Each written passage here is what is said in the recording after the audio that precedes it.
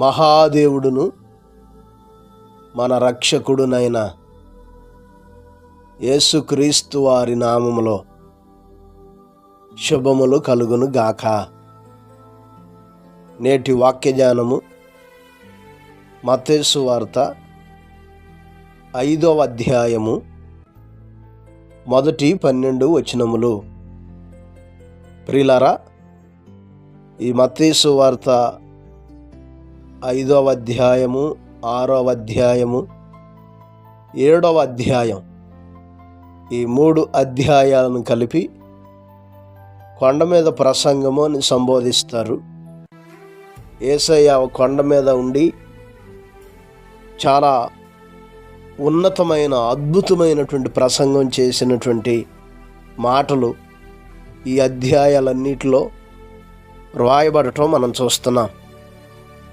ముఖ్యంగా మనం చదివిన ఈ వచనాల్లో తనను వెంబడించేవారు, తనను నమ్మినవారు, తన బిడ్డలుగా చేయబడగలిగేవారు ఎటువంటి ధన్యకరమైన జీవితాన్ని జీవించాలో తెలియజేస్తున్నారు. లోకంలో మనకి ధనము, బలము, పేరు ప్రఖ్యాతులు, సిరి సంపదలు, ఎండి బంగారాలు, ఇంకా లోకపరమైన ఏమైనా ఉండొచ్చు, లేకపోవచ్చు. వాటి వలన మనకు వచ్చిన నష్టమేమీ లేదు. కానీ ప్రభువారు తెలియజేస్తున్న ఈ విషయాలను ప్రతి క్రైస్తవ విశ్వాసి అనుసరించవలసినటువంటివి, కలిగి ఉండవలసినటువంటివి, వారి జీవితాల్లో వాటిని అన్వయం చేసుకొని వాటిలో అనుసరిస్తూ జీవించాల్సినటువంటి ఆవశ్యకత ఎంతైనా ఉంది. ఏం వివరిస్తున్నారంటే, ఆత్మ విషయమై దీనులైన వారు ధన్యులు, పరలోక రాజ్యము వారిది. మన జీవితాల్లో దీనులుగా ఉండాలి. ఆ దీనత్వమే మనకు పరలోక రాజ్యాన్ని తెచ్చిపెడుతుంది. దుఃఖపడువారు ధన్యులు, వారు ఓదార్చబడుదురు. దేవుని కొరకు బ్రతకటం కొరకు ఆత్మ సంబంధమైన కార్యాల్లో ఎవరైతే దుఃఖపడేవారుగా ఉంటారో వారు ఓదార్పును పొందుకుంటారు. సాత్వికులు ధన్యులు, వారు భూలోకమును స్వతంత్రించుకుంటారు. చేయగలిగే సామర్థ్యం ఉన్న, చేయగలిగే శక్తి ఉన్న, చేయకుండా మనల్ని మనం నియంత్రించుకొని దేవుని బిడలుగా సాత్వికతను కనపరిచే జీవితం ఎవరైతే కలిగి ఉంటారో వారు భూలోకమును స్వతంత్రించుకుంటారు. నీతి కొరకు ఆకలి దప్పులు గలవారు ధన్యులు, వారు తృప్తిపరచబడుదురు. నీతి కొరకు ఈరోజు చాలామంది పాపములో జీవిస్తూ సమృద్ధిగా నింపబడినటువంటి వారు ఉన్నారు. దానికంటే నీతి కొరకు ఆకలి దప్పులు గలవారు ధన్యులని, వారు తృప్తిపరచబడతారని రాయబడటం మనం చూస్తున్నాం. కనికరము గలవారు ధన్యులు, వారి కనికరమును పొందుదురు. ఈరోజు తోటివారి పట్ల, పొరుగువారి పట్ల కనికరాన్ని మనం చూపిస్తేనే మనం తిరిగి కనికరాన్ని పొందుకుంటాం. హృదయ శుద్ధి గలవారు ధన్యులు, వారు దేవుణ్ణి చూస్తారు. దేవుడు పరిశుద్ధుడు, ఉన్నతమైన వాడు, మహిమలో నివసించేవాడు. ఆయన్ను చూడగలిగే ఆధిక్యతను మనం పొందుకోవాలంటే హృదయ శుద్ధి, పరిశుద్ధత కలిగిన జీవితం మనకు కావాలి. సమాధానపరచువారు ధన్యులు, వారు దేవుని కుమారులు అనబడుదురు. సమాధానముతో నింపబడి అనేకులను సమాధానపరిచేవారుగా ఉండాలి. భేదాలు కల్పించేవారుగా, జగడాలు పుట్టించేవారుగా ఉండక సమాధానపరిచేవారుగా ఉన్నటువంటి వారే దేవుని కుమారులుగా, దేవుని పిల్లలుగా ఎంచబడతారు. నీతి నిమిత్తము హింసించబడువారు ధన్యులు, పరలోక రాజ్యము వారిది. ఈరోజు నీతి లేకుండా సౌఖ్యంగా గొప్పగా ఉండొచ్చు, కానీ నీతి కలిగి హింసలు శ్రమలు ఎవరైతే భరిస్తారో వారు ధన్యులని, పరలోక రాజ్యం వారిది అంటున్నాడు.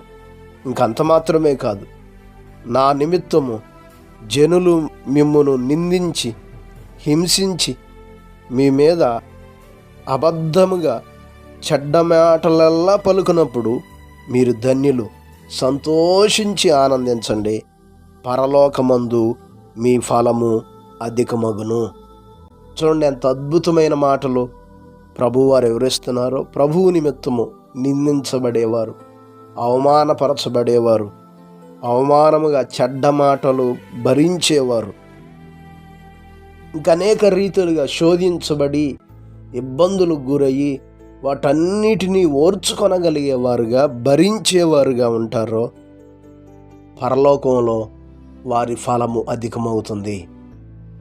మనకంటే ముందున్న ప్రవక్తలు, మనకంటే ముందున్నటువంటి అపోస్తలులు ఈ రకమైన హింసలు గుంటే వెళ్ళారు, ఈ రకమైన శ్రమలు గుంటే వెళ్ళారు. లోకంలో నిందించబడిన వారు కాపడ్డా, లోకంలో అవమానపరచబడిన వారుగా కనపడిన, లోకంలో శ్రమల పాలైన వారుగా, హింసను ఎదుర్కొన్న వారుగా కనబడిన, పరలోకంలో వారు గొప్ప స్థానాన్ని పొందుకొనబోయే ఆధిక్యతను కలిగి ఉన్నారు.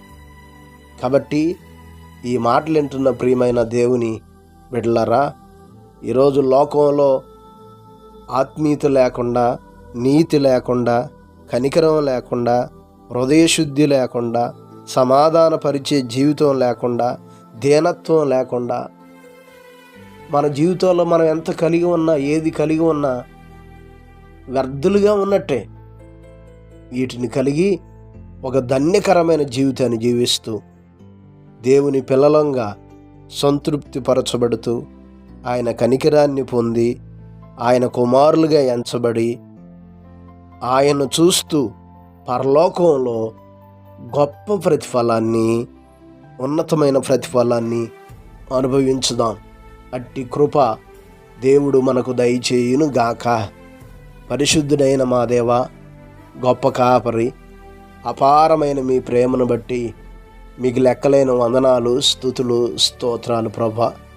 ఈ ఉదయకాల సమయంలో మీరు మాతో మాట్లాడుతూ వచ్చారు తండ్రి, స్తోత్రాలు అయా. మేము ధన్యకరమైన జీవితాన్ని జీవిస్తూ పరలోక రాజ్యములో గొప్ప ప్రతిఫలాన్ని పొందుకునేవారుగా ఉండాలంటే, మిమ్మల్ని చూచేవారుగా ఉండాలంటే, మీ కుమారులుగా ఎంచబడాలంటే మేము ఎటువంటి జీవితాన్ని జీవించాలో మీరు మాతో మాట్లాడుతూ వచ్చారు తండ్రి, స్తోత్రాలు. మా ప్రియులైన బిడ్డలందరి కొరకు ప్రార్థిస్తున్నా.